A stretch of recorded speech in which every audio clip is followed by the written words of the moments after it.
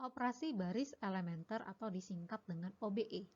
Operasi baris elementer meliputi 1. Pertukaran baris, 2. Perkalian suatu baris dengan konstanta tak nol, 3. Penjumlahan hasil perkalian suatu baris dengan konstanta tak nol, seperti butir 2 dengan baris yang lainnya. Contoh OBE yang pertama, yaitu pertukaran baris. Misalnya matriks A ini berukuran 3 kali 3. Dilakukan pertukaran yaitu baris 1 ditukar ke baris 2, demikian sebaliknya. Maka akan diperoleh hasilnya yaitu baris 1 tadi ditukar ke baris 2 ke baris 1, maka akan diperoleh hasilnya seperti ini.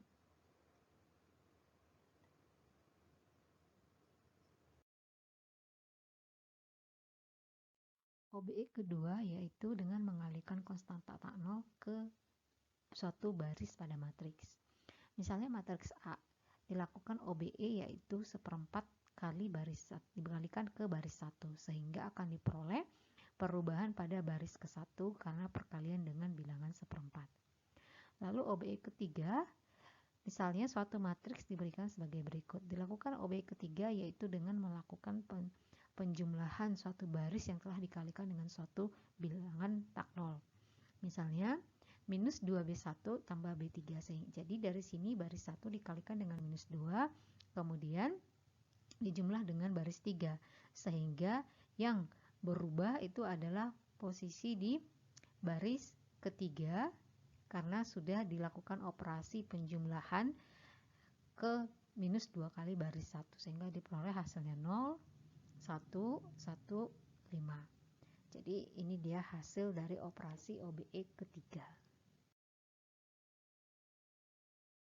Beberapa definisi yang perlu diketahui. Misalnya suatu matriks B, baris pertama dan kedua itu dinamakan dengan baris tak nol karena pada kedua baris tersebut memuat unsur tak nol. Kemudian bilangan pertama pada baris pertama dan bilangan ketiga pada baris kedua dinamakan unsur pertama tak nol pada baris masing-masing. Lalu bilangan 1 pada baris pertama kolom pertama dinamakan 1 utama. Lalu baris ketiga dinamakan baris 0 karena setiap unsur pada baris ketiga adalah 0. Sifat matriks hasil OBE. Yang pertama, pada baris tak nol maka unsur tak nol pertama adalah 1, dinamakan 1 utama. 2. Pada baris yang berurutan, baris yang lebih rendah memuat 1 utama yang lebih ke kanan. 3. Jika ada baris 0 atau baris yang semua unsurnya 0, maka ia diletakkan pada baris paling bawah. 4. Pada kolom yang memuat unsur 1 utama, maka unsur yang lainnya adalah 0. Matriks dinamakan eksilon baris jika dipenuhi sifat 1, 2, dan 3. Namun, matriks dikatakan eksilon baris tereduksi jika dipenuhi semua sifat. Contohnya, tentukan matriks eksilon baris tereduksi dari matriks berikut. Diberikan matriks A berukuran 3 kali 4, sehingga penyelesaiannya dengan melakukan operasi baris elementer yaitu OBE3, yakni minus 2B1 tambah B3, maka akan yang berubah adalah baris ketiga dengan baris ketiga matriks A dijumlahkan dengan minus 2 kali baris 1 setiap elemennya. Sehingga diperoleh 0, 1, 1, 5. Kemudian ditukar posisi baris kedua menjadi baris ketiga, maka akan seperti ini. Selanjutnya dilakukan OBE juga, yaitu dengan minus 2B2 tambah B3 akan didapat perubahan pada baris ketiga elemennya menjadi 0, 0, min 1, min 3.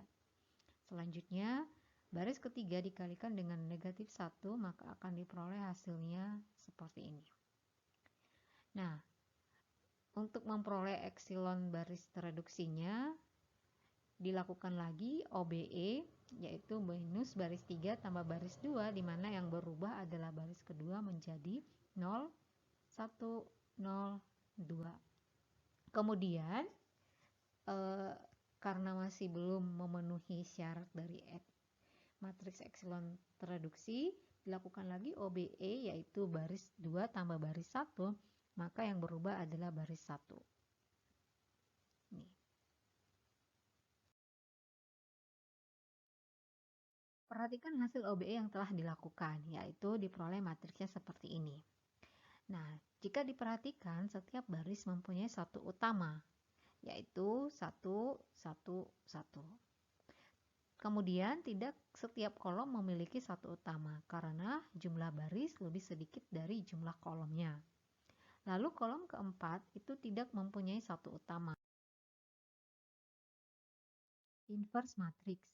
Misalkan A adalah matriks bujur sangkar, dan B dinamakan inverse dari A jika dipenuhi A kali B sama dengan I, dan B kali A sama dengan I. Sebaliknya, A juga dinamakan inverse dari B. Sehingga notasi A boleh dituliskan menjadi B inverse. Cara menentukan inverse suatu matriks A adalah dengan prinsip OBE, yakni dengan membentuk matriks A diberi batas dengan identitas.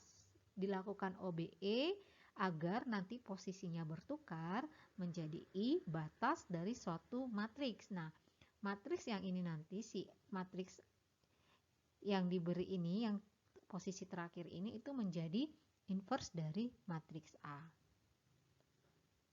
Jika OBE dari A tidak dapat menghasilkan matriks identitas, maka A dikatakan tidak punya inverse. Berikut contohnya, tentukan matriks inverse dari suatu matriks A yang diberikan. Nah, matriks A ini berukuran 3 kali 3. Jadi ketika menentukan inverse dari suatu matriks, matriksnya itu harus berjenis matriks persegi di mana jumlah baris dan jumlah kolomnya sama. Penyelesaiannya dibentuk matriks A lalu diberi batas identitasnya. Nah, identitasnya juga mengikuti ordo dari matriks A-nya. Karena A-nya 3 kali 3, maka matriks identitasnya juga itu adalah 3 kali 3. Nah, kita akan mengubah tukar posisinya. Posisi awalnya A, I menjadi nanti I, kemudian suatu inverse matriks yang merupakan inverse dari A. Dilakukan OBE yaitu yang pertama baris 1 ditukar posisi ke baris 2 akan diperoleh hasilnya seperti ini. Selanjutnya dilakukan lagi OBE ya, karena belum di kiri belum memuat matriks identitas sehingga dilakukan OBE-nya. Di sini OBE-nya ada 2 kali, maka diperoleh hasilnya seperti ini ya. Hasilnya baris keduanya berubah, lalu baris ketiganya juga berubah. Nah, matriks yang di kanan itu juga harus mengikuti operasi OBE yang diberikan. Dari hasil yang tadi dikerjakan terakhir, belum memuat matriks identitas di sebelah kirinya, maka dilakukan OBE yaitu minus B2, diperoleh hasilnya seperti ini, yang berubah adalah elemen pada baris keduanya. Kemudian dilakukan lagi operasi baris elementer atau OBE-nya. Nah, di sini OBE-nya minus B3 tambah B2 sehingga baris kedua juga berubah. Jadi aturan OBE itu yang selalu berubah itu adalah posisi yang kedua nih, operasi yang keduanya. Nah, dilakukan lagi OBE dengan minus B2 tambah B1, maka yang berubah di sini adalah baris pertamanya ya.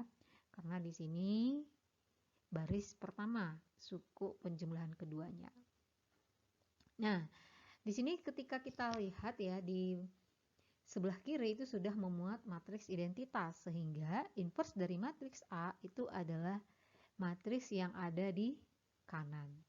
Sehingga A inverse-nya ini hasilnya.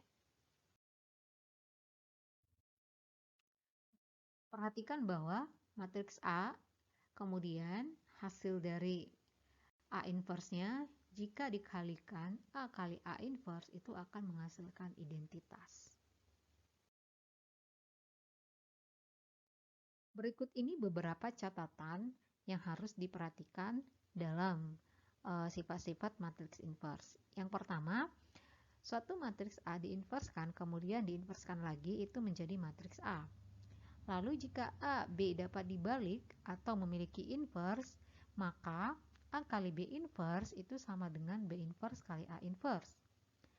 Misal K elemen bilangan real, maka K A inverse itu sama dengan 1/K kali A inverse. Keempat, akibat dari yang kedua tadi, maka A pangkat N kemudian diinverskan itu sama dengan A inverse pangkat N. Jadi sifat-sifat ini harus diketahui ya untuk menentukan matriks inverse